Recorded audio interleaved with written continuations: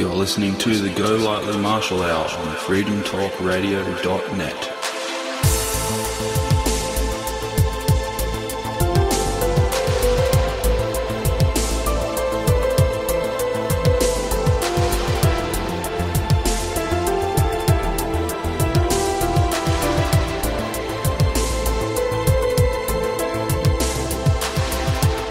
Do we say good morning even though it's afternoon?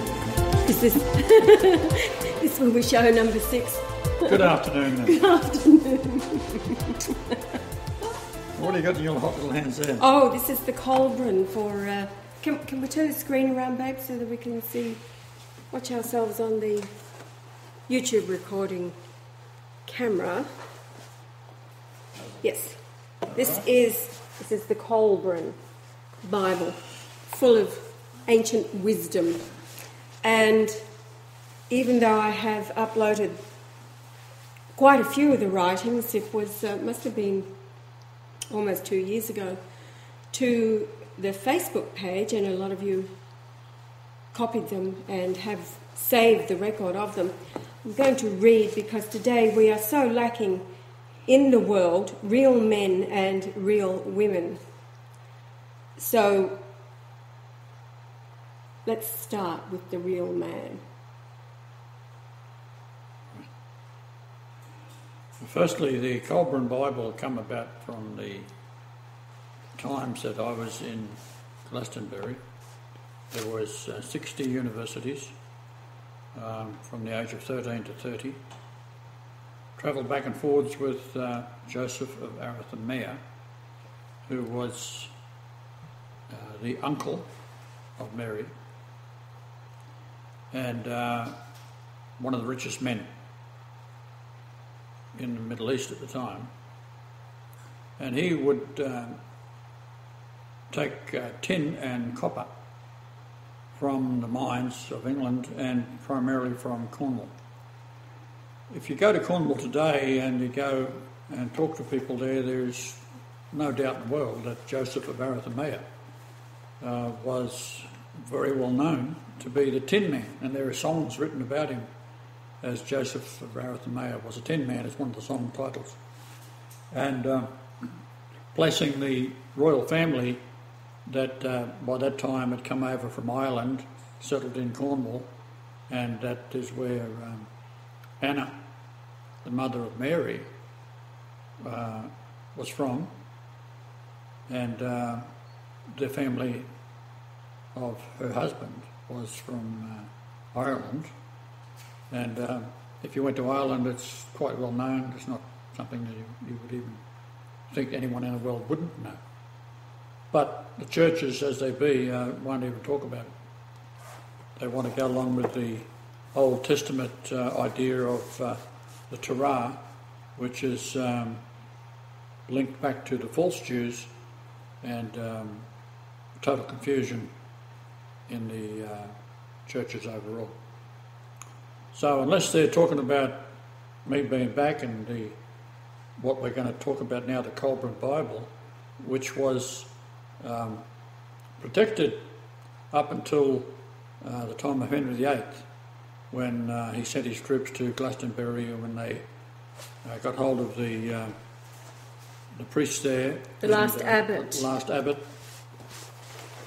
These were Benedictine, were the coincidence, if you like, of Pope Benedict.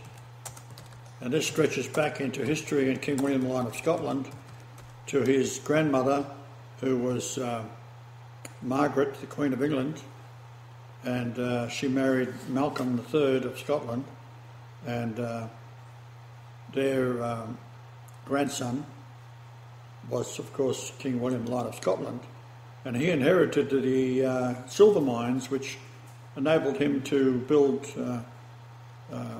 with that currency that he made, that he produced, and what is known as sterling silver.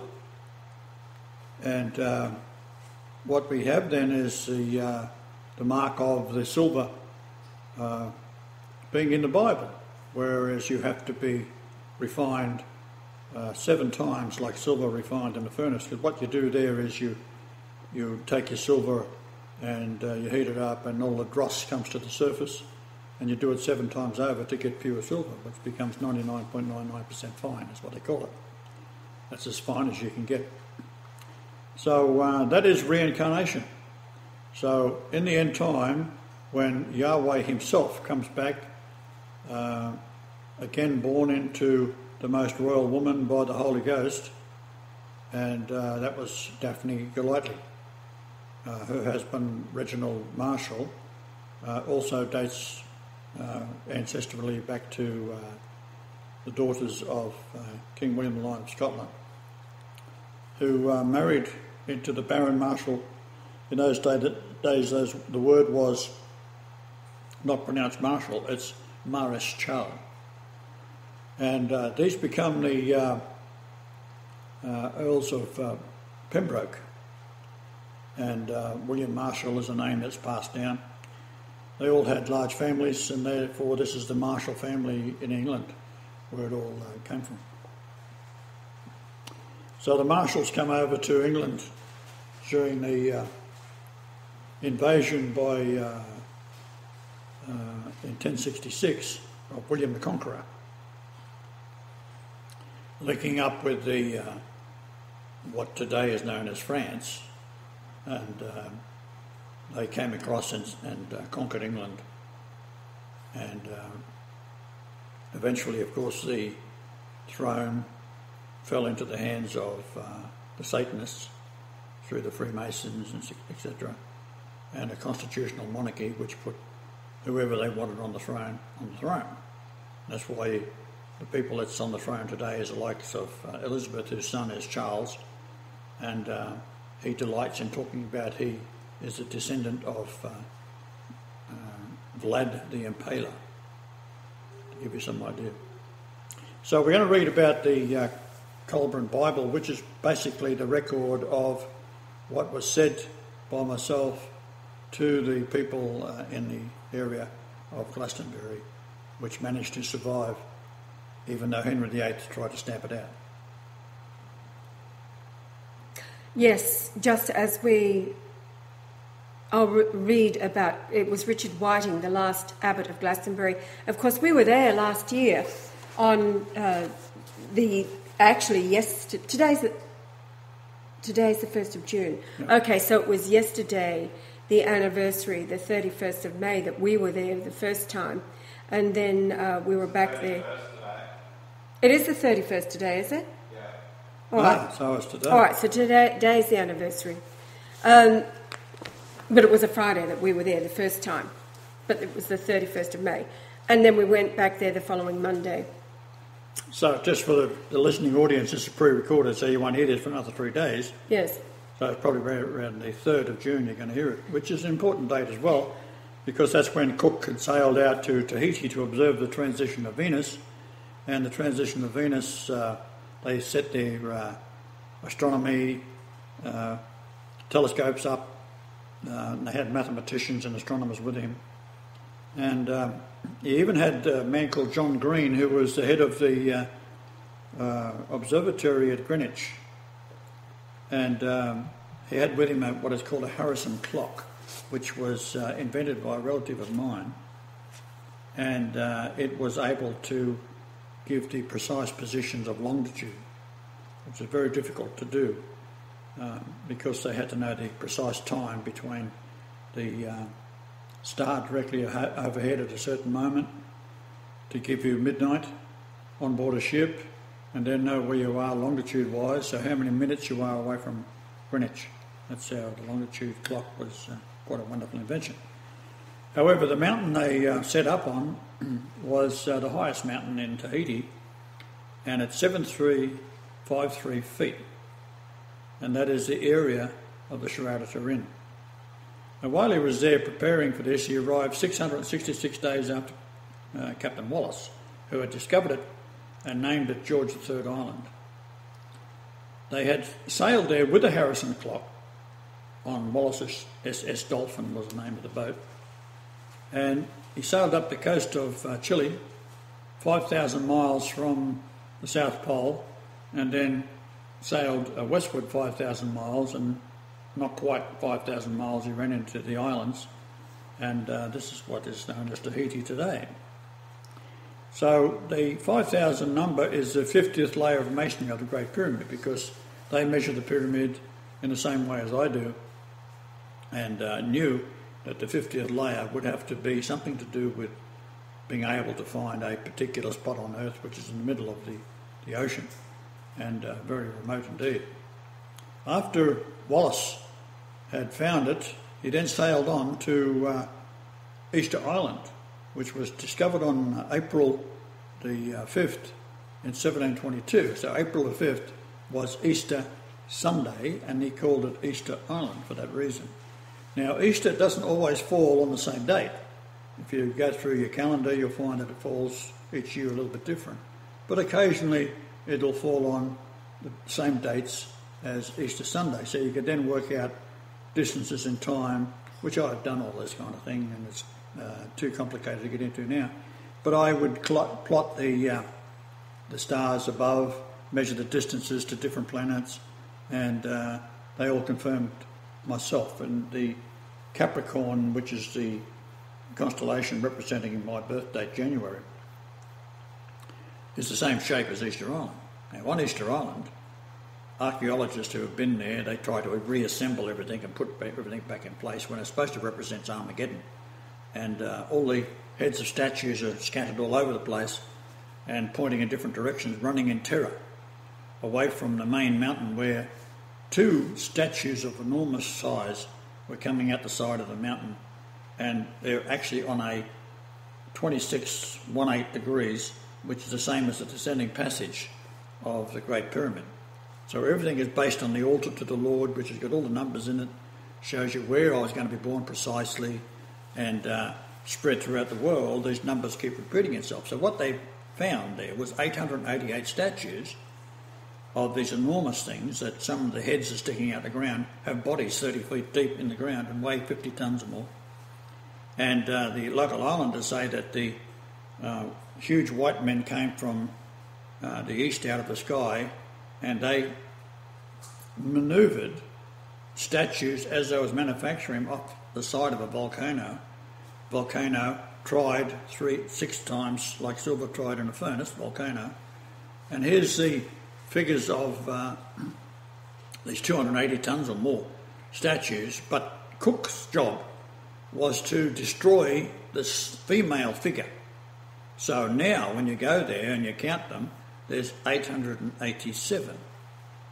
But the female figure beside the giant male figure, it is still evident when you look at it. And he took his cannons up there and tried to destroy it, blowing the facial features away and anything that looked like that could be recognised. But of course, it's built on the side of the lava on the mountain volcano, and this thing is cut out first. So this thing weighs about 120, 130 tonnes, and then deep troughs, and then there's another one beside it which is 280, some say up to 400 tonnes. My opinion is it's probably 400 tonnes, and that's El Gigante. And these are coming out, as I said, side by side. They're coming out of the side of the volcano as it's coming out of the furnace, which represents Judgment Day. So Easter Island represents Armageddon, when the Lord comes back, and there's a mad panic because all the people suddenly realise the Lord is back for judgment. So this is all to do with the synchronicity of it. And as I say, when we first went to Glastonbury, we climbed up onto St Michael's Tor. Glastonbury Tor, St Michael's Tower. And there was no shadows.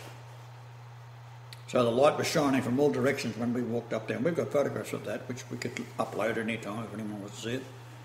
But there was no shadows from any direction. So what we was observing was light rising up at 3 a.m. in one direction, and then light coming up in another direction. And we drove across Europe, and many times we would travel along behind big trucks and so forth, which should be casting shadows, and they didn't cast shadows around that time. So it's another phenomena that is totally visible in the photographs, and but people had no idea what was happening. So, do you want to start on your... The Golightly Marshall Hour on freedomtalkradio.net. I wanted to read about Richard Whiting. Well, read about Richard Whiting. And the end he met, because you remember how sick I felt on the climb. Well, I climbed up into this church on top, and I the tower, turned around, this tower. Tower. I turned around and I seen Ash coming up behind me, and I took photographs of her coming up, and she was feeling sick because of what happened in that tower. But I didn't know that at the time. She didn't know it. And what they did, when they draw and quarter someone, there was 3 priests, I think, involved. One abbot and 2 priests. It was and they Richard stretch you between horses and then chop you up. So it was a dreadful thing. This is Henry VIII done that. He was mad as a hatter, because he was, not only was he a bad bastard, but he was also a man who had syphilis, which causes insanity. He died of syphilis, I think. Yes, so he was the last abbot of Glastonbury, and this was all at the time of the dissolution of the monastery. So it wasn't only Glastonbury. Glastonbury was the last one standing.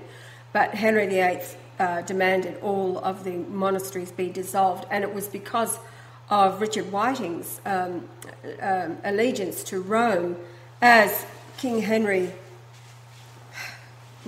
William the Lion of Scotland had a special relationship to Rome, and you can read about that it's actually over at Arbroath Monastery. But anyway, the death. By January 1539, Glastonbury was the only monastery left in Somerset. Abbot Whiting, this is Richard Whiting, refused to surrender the abbey, which did not fall under the Act for the suppression of the lesser houses. On the 19th of September of that year, the Royal Commissioners Leighton, Richard Pollard and Thomas Moyle arrived there without warning on the orders of Thomas Cromwell. So this is Cromwell before Oliver Cromwell, who was the traitor to England and let the Jews back in. Presumably to find faults and thus facilitate the abbey's closure, Whiting, by now feeble and advanced in years, was sent to the Tower of London so that Cromwell might examine him himself. The precise charge on which he was arrested and subsequently executed, this is later, remains uncertain, though his case is usually referred to as one of treason.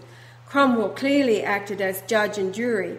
In his manuscript remembrances are the entries. Item: certain persons to be sent to the Tower for the further examination of the Abbot of Glaston.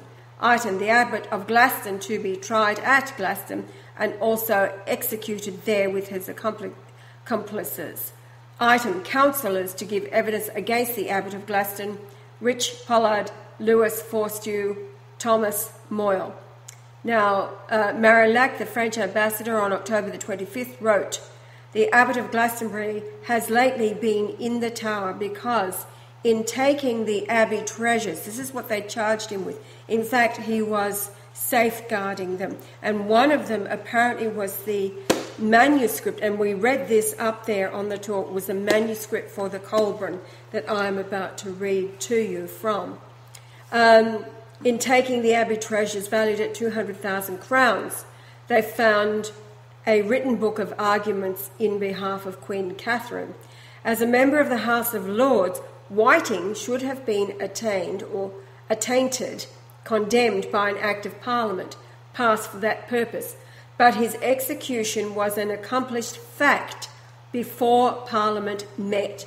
Whiting was sent back to Glastonbury with Pollard and reached Wells on the 14th of November. There some sort of trial apparently took place, and he was convicted of robbing Glastonbury Church. The next day, Saturday the 15th of November, he was taken to Glastonbury with 2 of his monks, John Thorne and Roger James, where all 3 were fastened upon hurdles and dragged by horses to the top of Glastonbury Tor. So I'm feeling sick as we are climbing up the Tor to where St Michael's Tower is, and I had no idea that this had taken place. which overlooks the town. Here they were hanged, drawn, and quartered. With Whiting's head, I feel sick now just even thinking about it. It's a dreadful thing. With Whiting's head being fastened over the west gate of the now deserted abbey, and his limbs exposed at Wells, Bath, Leicester and Bridgewater. Oh, God. Well, I was up there and the lack of light, shadows. I noticed with the GPS that I had, which gives you the longitude, latitude, north, south, east and west, and our handheld compass, that they had placed in 1983 a sundial of sorts with the north, south, east and west on it. Now, always the churches built the opening facing east, always. However, up there, in the time from it was built in the 12th century till 1983. It was 82, actually. 82, was it? Until 1982, you could see that the Earth had twisted off its original north, south, east and west. And that's one of the things that I was very interested in after getting over the shock of all this. We did some very interesting photography there, seeing the sun appear to go down and then the light would come up again. So that was interesting as well. There was two light sources, in other words. I've also made videos where taken because of the shape of the church itself, there was just the tower remaining, and you could look through the arch to the other side. It's only about 5 or 6 metres square, very high building, all stone, and there were photographs taken showing two suns crossing that particular area with a cameraman back where the sundial was situated, which, as I said, is now out of place. So he inadvertently, this man who took it, it's on the internet actually, he inadvertently took a photograph showing two suns. So this is the Nibiru thing. Now, just last 2 nights ago, I can see at night very, very clearly, better than normal people, in the sense that as you get older you get a bit of long vision. And I was looking at these two brilliant stars that are flashing different colours. One is predominantly redder than the other, and we have uploaded it, and you can see. But now, with the naked eye, I could notice that there is a companion beside it. So you've got this flashing, glowing star, and then this little white light beside it. Both of them. One is at about that level, and the other one was slightly lower. So, say one is at 7 o'clock and one is about 7:30. And something is happening in space which, when we get clear skies and we now have the camera and the equipment, we should be able to track it. But carry on, my dear. I'm just going to go. Okay. Reading from the Colburn, The Real Man. Man is divided not only into nations, peoples, tribes and creeds, but also broadly in twain. There are among all men, all peoples, two kinds of man, the real man and the weakling. Those who are neither wholly one nor wholly the other, nevertheless tend towards the nature of one or the other of these. Consider the real man, the man who reaches out towards God-likeness. He is the man in whom God has succeeded. He is God's elect. He is like unto a spreading tree planted in black soil, which blossoms quietly and doubles the yield of its fruit in the summer. Its fruit is delight to the mouth and fills the stomach with satisfaction. Beneath the canopy of its foliage, the weary find a pleasant refuge from the heat. In its shade, all men find peace and contentment. The weakling is like a tree tree whose leaves wither before the heat of the summer sun, whose fruit never reaches maturity, for it falls to the ground unripened and is trampled underfoot. Men avoid it, and the axe is laid against its bole. O real man, filled with the calm of strength, you are the true image of God on earth. Yours is the noble life, and your reward here shall be a body preserved in youthfulness. When in the fullness of time you make the journey westward, then shall your soul arise in the mysterious beyond, radiant in a glory indescribable. Reincarnation.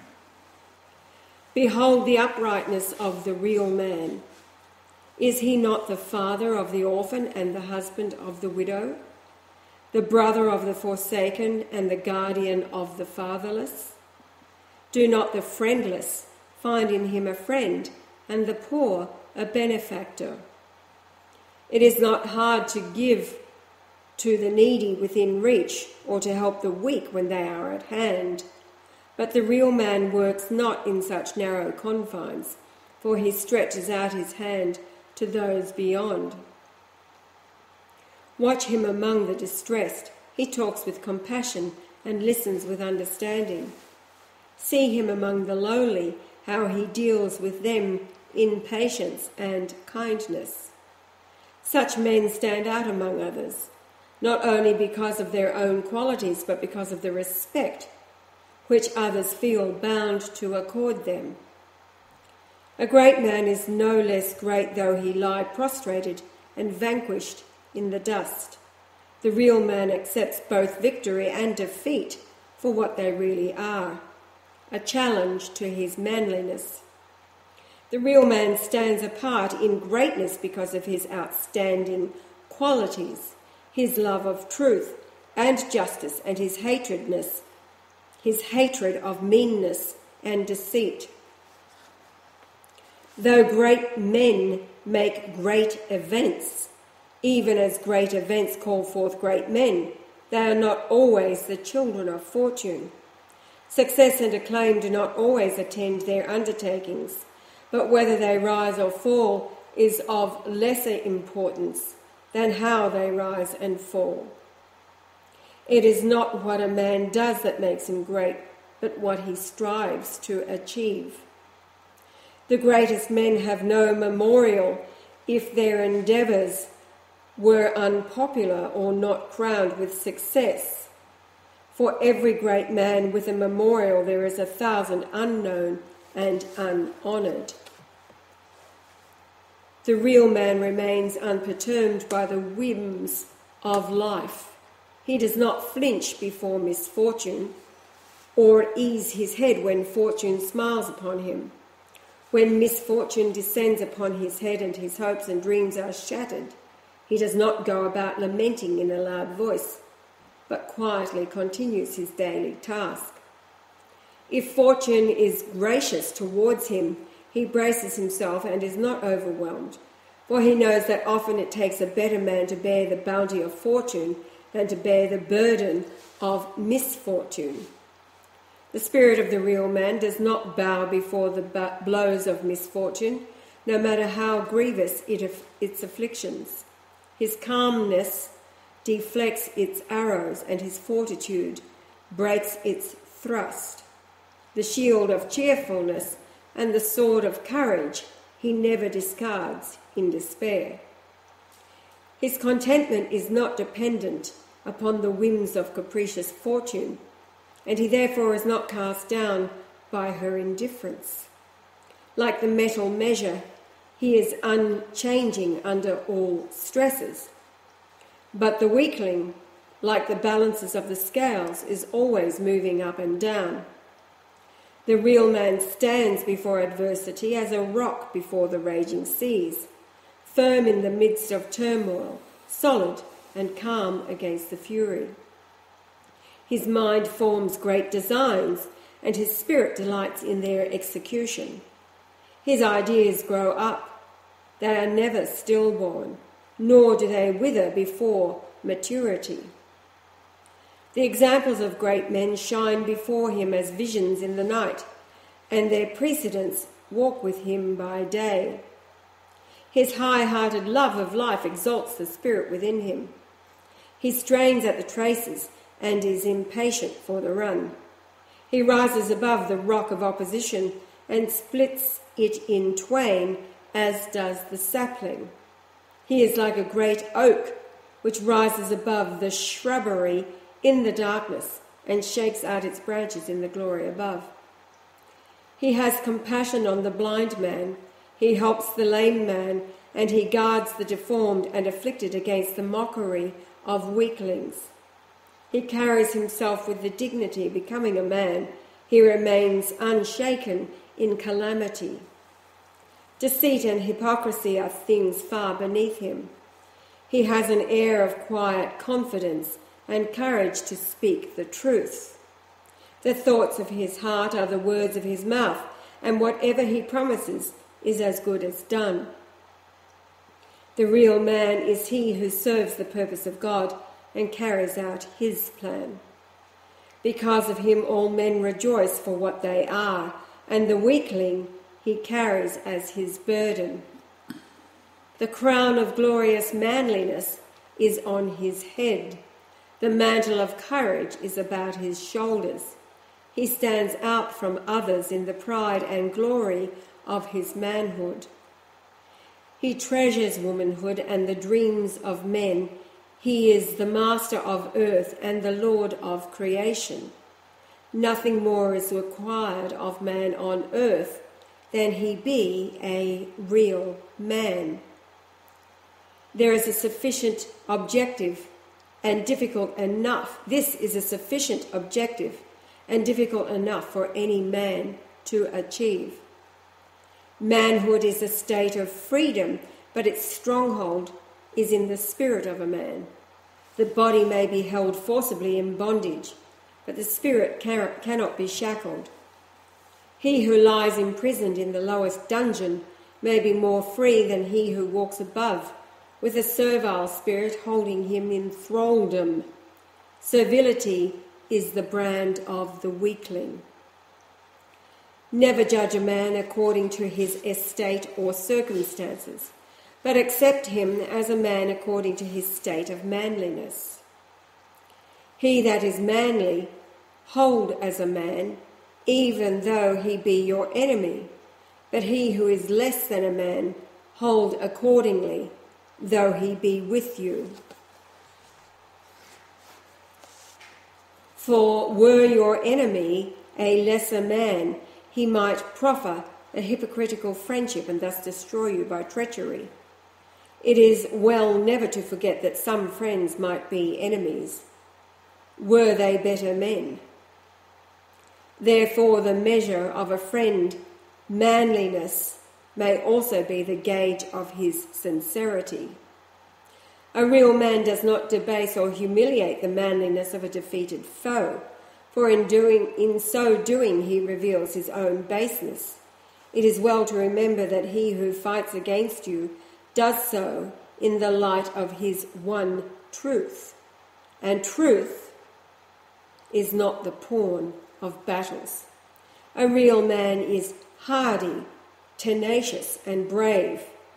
He is gentle with women and hearty with men.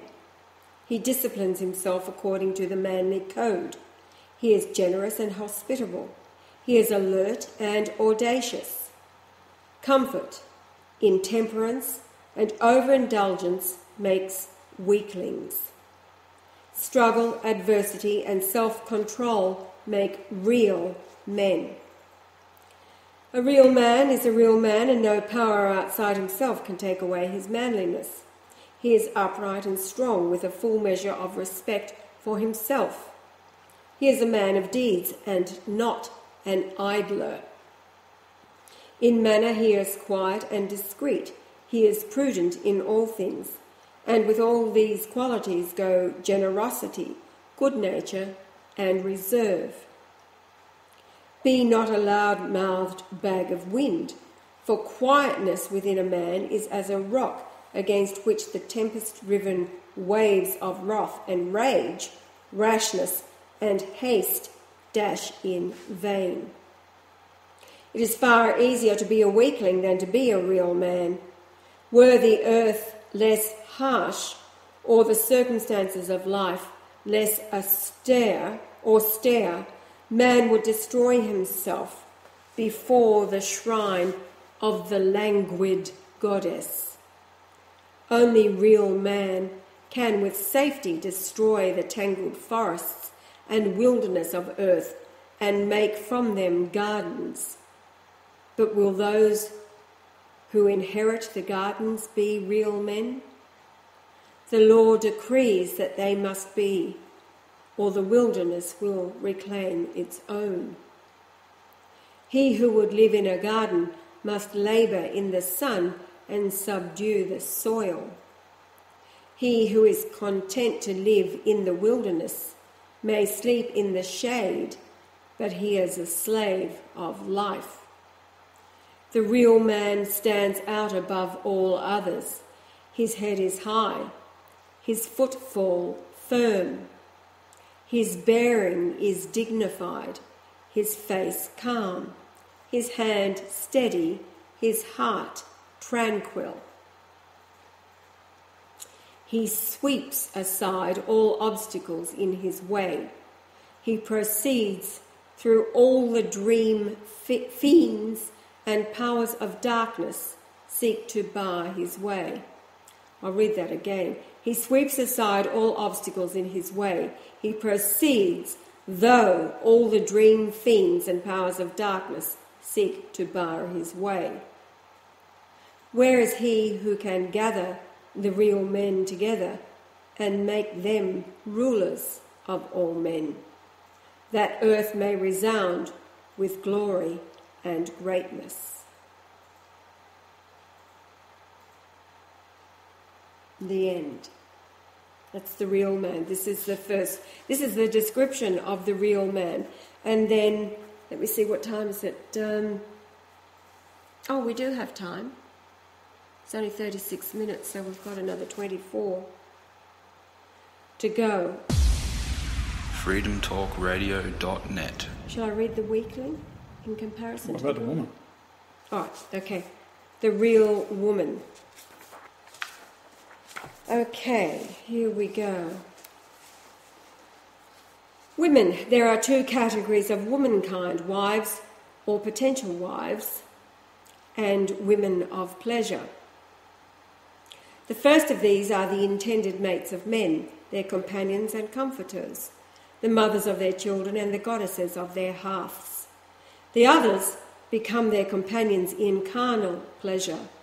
They dally with them, then cast them aside, and they pass on to the embrace of other uncaring men. Each woman decides which category she will join, and that is her chosen path. Never confuse the two kinds of women, lest you eat out your heart in sorrow and regret.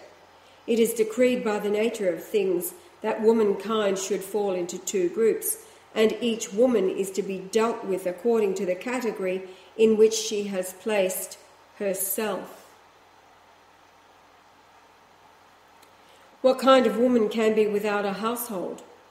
Only one who is cast out or has run away because of her misdeeds. Avoid the singing woman whose ways are frivolous. She is beautiful, but her beauty is like the honey in the honey pot. It attracts many flies, and they pollute it. Guard yourself against the wiles of a woman from a strange country, whose city and household are not known. Who are her people? What are her ways? From what has she flown? From her mother's solicitude and her father's supervision? As she leaves them to sorrow, so will she depart from you. Or does she flee from her own reputation? When the feelings of a wanton woman are deadened, as the edge of an axe is deadened by constant use, she ceases to please. She becomes as the wassailing cup passed around many times. Then she flees from the place where she is known and lays her trap among strangers. And he who asks no questions takes her into his household and drains the polluted dregs that remain.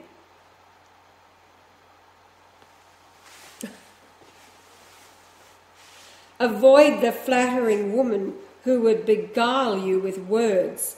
Shun her who repudiates woman's covenant with the creating God, who casts the treasures of womanhood lightly before men. Her hand guides along the path of sorrow.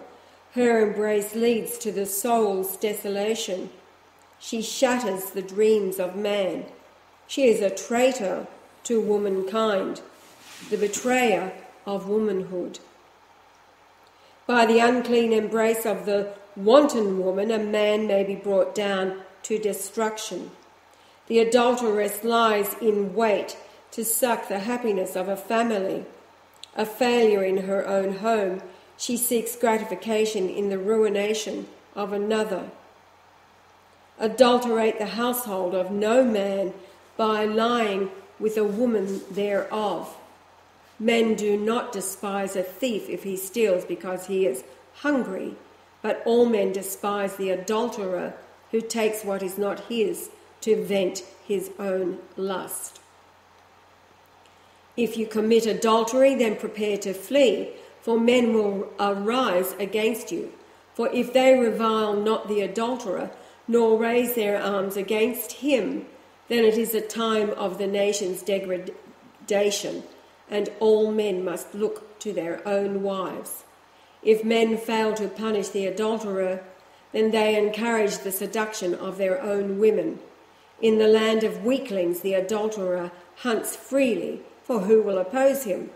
Is it not written? That which is not punished is condoned. As we think of the nations today, Absolutely. the Western nations, Totally devoured by dogmatic Judaism. he who accepts meekly the seduction of a woman of his household is a weakling and coward and unworthy of the mantle of manhood. He who turns his face and sees not the seduction of another's wife encourages the adulterers and establishes their place among the people. All men who are men are jealous of the sanctity of their hearth and home, and the righteous wrath of a wronged husband shall overwhelm the guilty ones. His is the day of vengeance, and no gifts shall appease him. The man who declines to strike a blow in defence of his home and honour is a weakling and coward. Men turn from him in disgust, or he sickens their stomachs, while women despise him. He who suffers in defending the sanctity of womanhood suffers in the cause of God, who made woman the guardian of the portal of life. In the land of real men, she reigns as goddess of heart, hearth, and home. When a woman whose husband is absent displays her beauty and encourages your visit, then she arranges that there be no witnesses and prepares her net for you. Then is the hour of your manhood's trial. Depart from her house, for it is a place of evil. He who defiles the home of another cannot be justly wrathful if his own is defiled. It is not the way of a real man to defile the house of another in his absence. Only weaklings sneak around furtively to gratify their body lust in another's domain. If you are unfortunate and unwise enough to love the wife of another man, then degrade not that love by expressing it in dark corners like a cur. Go to the husband like a man, and let events happen as they will. If you wish to be welcomed in the household to which you are in the habit of going, always treat the womenfolk with reserve. Thus you will not be regarded with disfavour and will be trusted by your host. If he has daughters, he will say in his heart, "Such a man can be trusted with my daughter's welfare, for he is circumspect and a man of honour." A man who is not prudent casts an appraising eye over the womenfolk, and his host is insulted, for no woman of his household is indecent. Be not bedazzled by beauty alone. A beautiful tree with gay flowers rarely bears an abundant harvest. As a fire is beautiful and useful when restrained within the fireplace, but a thing of destruction when loose, so is the beauty of a woman when not kept in restraint by virtue. The beauty of a chaste woman inspires a man to greatness and to high accomplishments, that he may possess it, but the beauty of a harlot leads him along the paths of dissipation and improvidence. Men will strive and attain great things to satisfy their desire, but will cease their efforts if it be cast at their feet. The beauty of womanhood was ordained to inspire man, and of all things it is his greatest incentive to achievement. Therefore, a woman's secrets are not to be lightly attained. The evil of the harlot is that she counters the inspiration of womanhood. Her wickedness is her cheapness. The pleasures of a harlot are of the body and exist only for the moment, to pass into nothingness like a dream. What have you given? For it is the loss of men. The vigour of manhood that bears man along the path of great things may also be a weapon in the hands of evil, but the weapon remains sheathed until placed in the hands of a wanton woman. The harlot sets her trap, the toils of the net are soft and supple, the weakling is caught easily, and even better men are caught by deceit. The soul of a man is bruised, and the power of womanhood is weakened. The bait of a wanton woman may be seen from afar. It is attractive and alluring. The hook is well hidden. Her glance is bold. She seeks the attention of men and spreads out her temptations. Her allurements are well displayed, for has she not had much experience? Her limbs are soft and shapely, her attire loose and inviting. Her eyes can speak silently of furtive pleasures. Her bosom invites the caress of lust, her smile softens the heart, and her tongue kindles the fire of desire. The smoothness of her tongue overcomes reserve, and her soft manner closes the eyes of wisdom. She is familiar with the ways and weaknesses of men and is well practised in the gratification of their bodies. She anticipates success, for her victims are not few. She satisfies the lustful desires of the body, but how does she serve the spirit? What does she do with man's highest dreams of womanhood? Fly from her allurements and close your ears to her words of false endearments. They are well worn from practice on many. If you give heed to her languishing glances or listen to the soft words that fall from her lips, if you yield yourself to the warm embrace of her arms, then you sacrifice your manhood at the altar of lust. If she binds you as with a spell, when your eyes become open, you will know the meaning of shame. Poverty and slothfulness follow in the train of the wanton. Misery and remorse will be your lot. Your manliness will be sapped by dissipation. Your body, pampered by luxury and softened by sloth, will become enfeebled. Your limbs will weaken and your health depart. The glow of strength and the joy of living will be gone. There will be no tender arms to hold you with compassion, or eyes to regard you tenderly, none to listen to your griefs with understanding, for you have chosen the path of the fornicator. Gentle women will withdraw from your presence, and naught is to be wrung from the heart of a wanton, for only her body is soft. Therefore be wise in your dealings with women, and to be wise is to be prudent and strong. Reject that which is cast before you, for it will be shared with many men. Seek only that which is desirable in its near attainability, for it will be yours alone. Be wise and avoid the sweet enticements of the wanton and the lustful inducements of the harlot, and allow not your heart to be trapped by enchanting mirages of love. The woman who is cheap will receive many offers of silver, but none of gold. Man has many chisels wherewith to fashion the form of his immortal soul, and among them none is so sharp as the hard chisel of desire. Therefore beware, lest in the fullness of youth you fall prey to the allurements of the wanton woman, who will cause you to degrade your manhood and cut shameful strokes by the excesses she offers for your delight. She will entice you with a false sweetness which disguises the bitter soul-corroding draught. Her charms are delusions which will blind your eyes and benumb your feelings. Drink at the tainted well if you must, but never after shall you be free of its taint, and never after shall you enjoy the pure waters of love in their refreshing fullness. How drab the wanton beside the chaste woman, who stands bedecked in radiant virtue and dignified modesty, whose glory puts the brilliance of the star-lit night skies in the shade.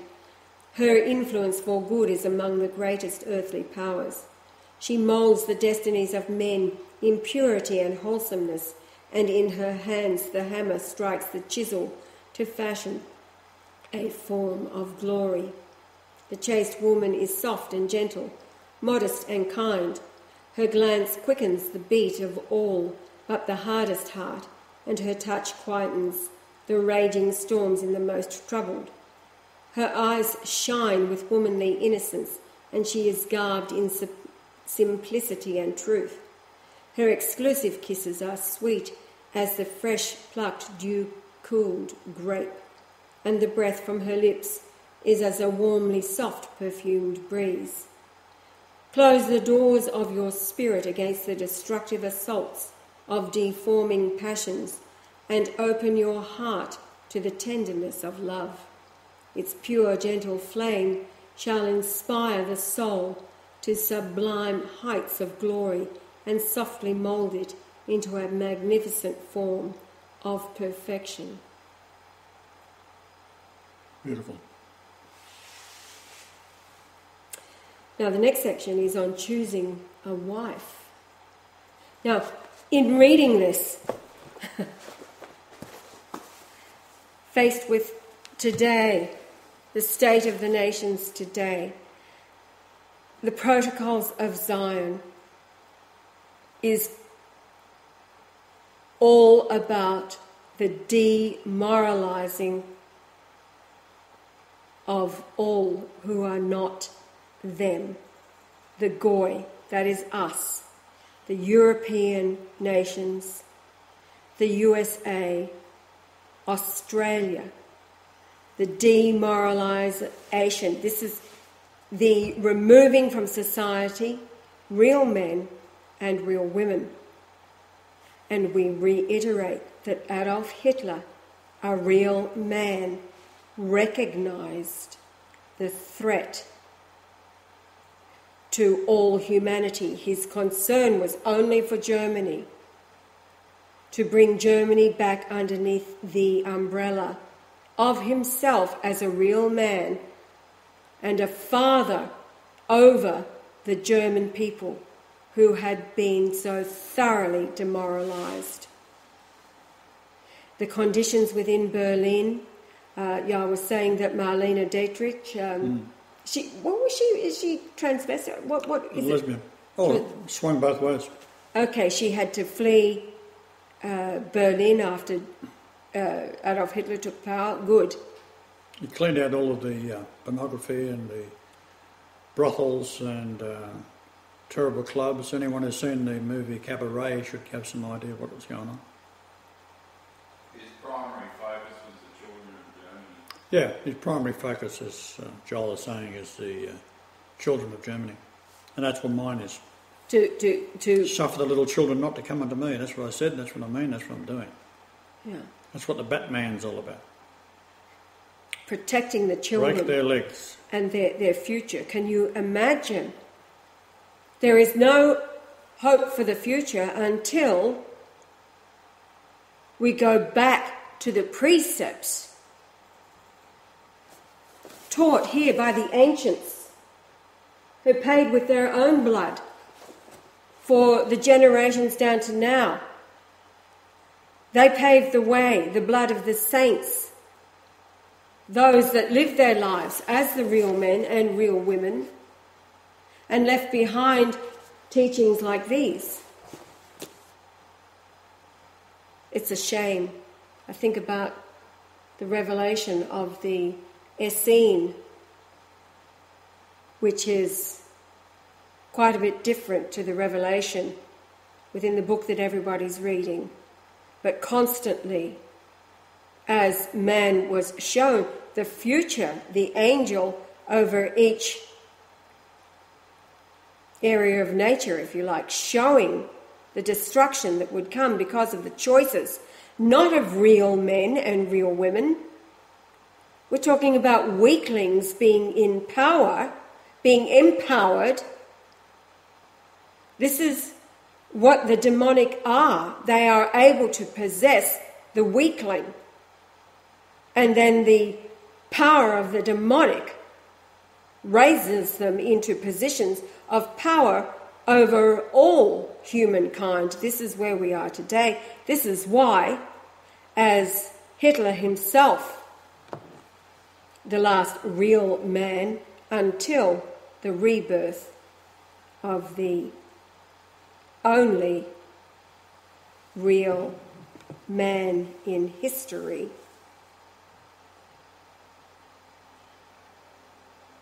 to teach you all things. That's what the Comforter's job is.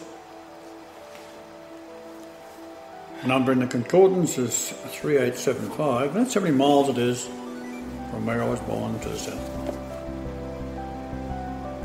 So, the next show we'll read Choosing a Wife.